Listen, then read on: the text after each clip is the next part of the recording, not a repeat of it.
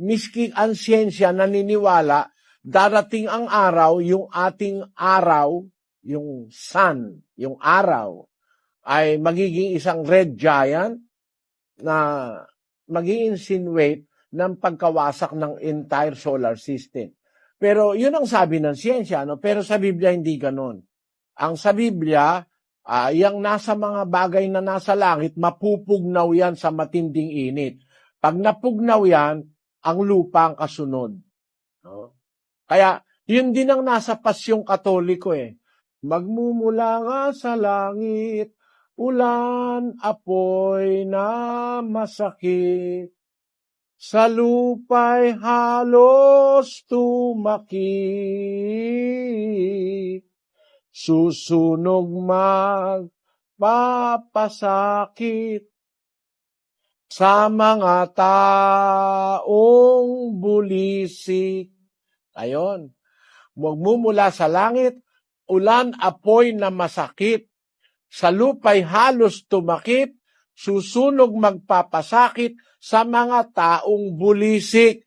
Kaya alam mo kapatid, yung sinasabi sa pasyon, kinopya yung ibang bahagi ng pasyon, kinopya sa Biblia. Ang sanlibutang ito magwawakas. Kasi may nagtuturo, hindi raw magwawakas ang mundo, gaya ng saksi ni Jehovah. Malaking kasinungalingan yon. Magwawakas talaga, may itinakdang wakas ang Diyos para sa lupa. Zephanias 1:18.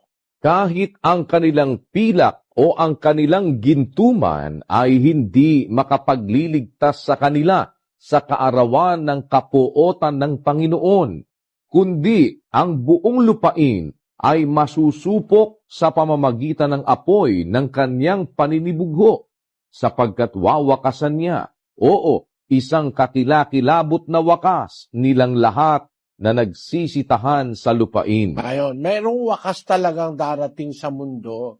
Kung kailan pati ang mundo mawawala, itong earth, papalitan ito ng isang bagong mundo, papalitan ito ng Diyos.